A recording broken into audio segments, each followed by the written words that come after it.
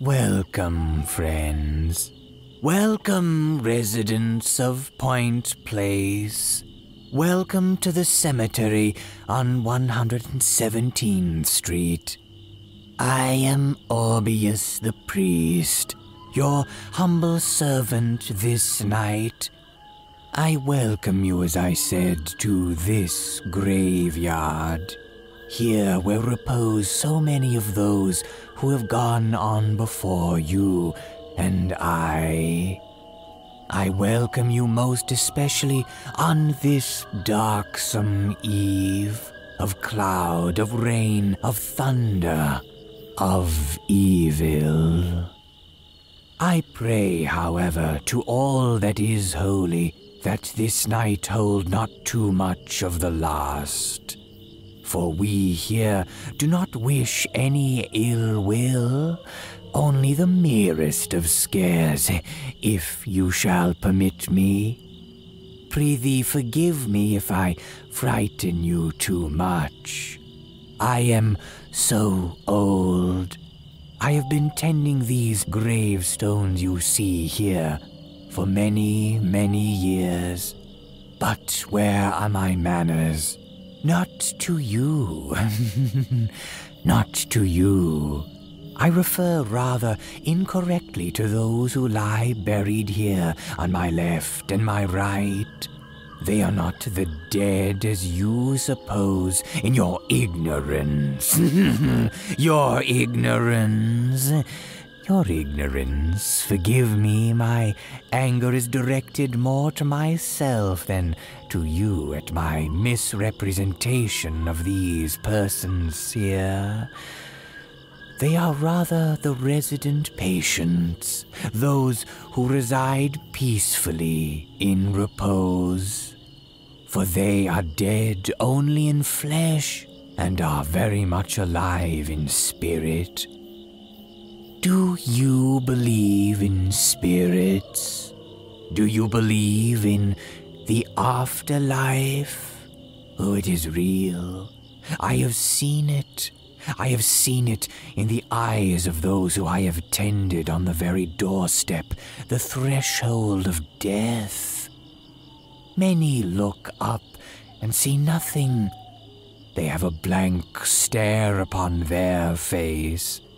But many, as they expire, have a certain look in their face, more importantly in their eyes, that tells you they see no ordinary sights, but those of the next, of the everlasting. Here in this cemetery, we try to remember those and what they have seen. The righteous, the sanctified, the redeemed of God. But I would be mistaken, if not sinfully untruthful, if I told you that all who lie here died righteous in their souls before God. Indeed, some who lie here did not see the blessed realm as they expired. In life, they lived not for that which is good, and without too much disrespect on those who sleep eternally here, I may advance in saying that they did in their lifetime by right of persons much that was not good, but nefarious. And so those some who sleep here eternally too, sleep not peacefully, but in constant and unending turmoil. Thus you guess correctly, stranger, that I, Orbius the priest, am not only here to comfort those souls in eternal bliss, but also to hopefully in my pains alleviate some of the torment of those who lie not in peace, but in eternal perturbation. But where are my manners? Come in, come. Do not be frightened by these eerie lamps you see. They merely light the way for you to come hither. Think of them akin to the angels who guide the souls of those who have left recently their bodies and are ascending or descending. Come hither, come along the pathway. Mind the fence, Hal, mind the fence, and mind most especially the graves. Yes, do not touch the headstones or the markers that lie here on the ground. Respect them, and those spirits that lie beneath and below shall respect you. Indeed they will, indeed they will. But come hither, come. Yes, you see many here, many gravestones lie by as you come here. Allow me to part the gateway and bid you enter the cemetery of G.M. Danielson.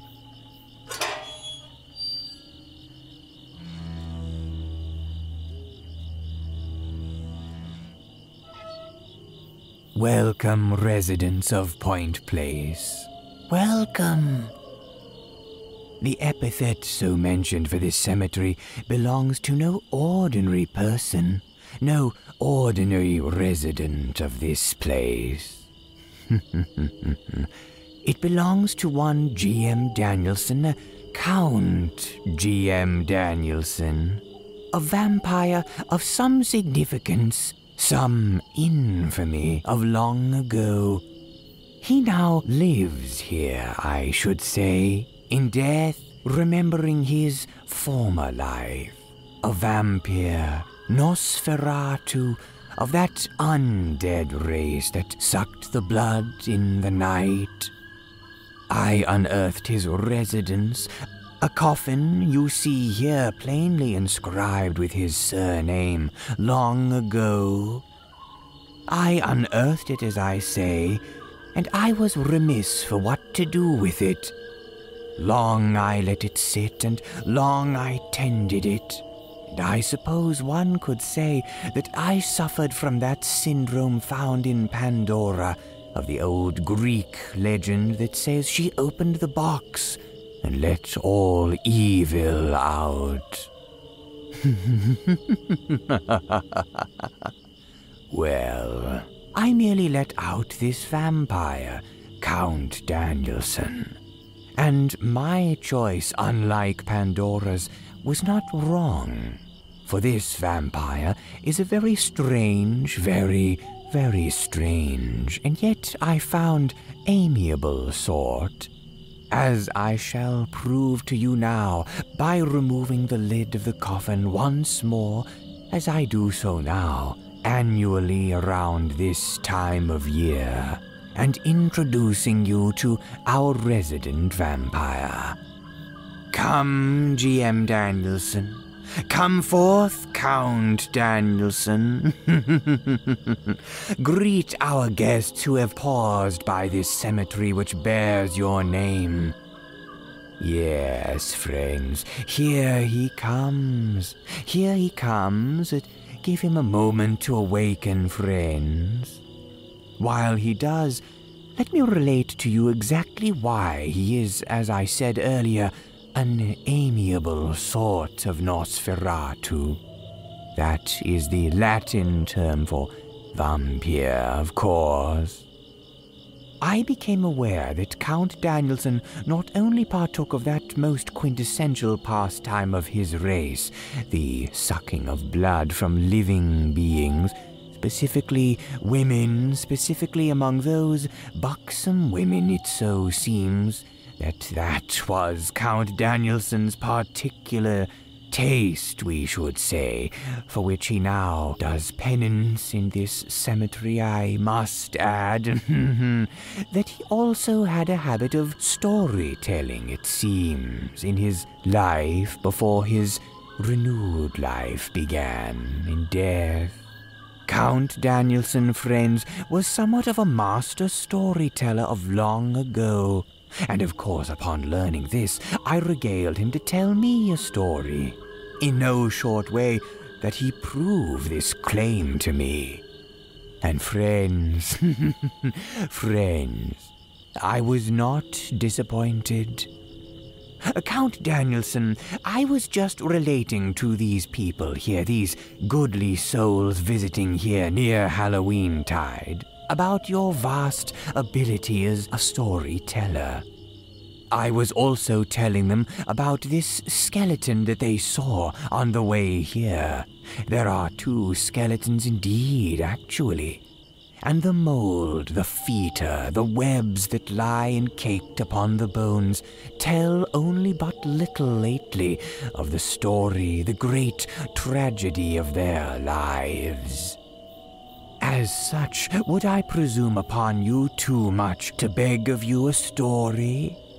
Oh, no, no, no. No, not for myself, but for the guests, the visitors here. Ah, thank you. What story did I have in mind? Well, just merely this. The story of another skeleton, another person interred, lately chained, whose soul fled from his bones long ago below a certain street that ran in front of a certain palazzo, the palazzo of the great Montresors of Italy. The story I beg of you, Count? Why, it is merely Edgar Allan Poe's The Cask of Amontillado. Ah, you indulge me and our guest with such kindness. Sit, friends, or come hither and find refreshment while G.M. Danielson regales you with Edgar Allan Poe's tale of another poor unfortunate whose bones now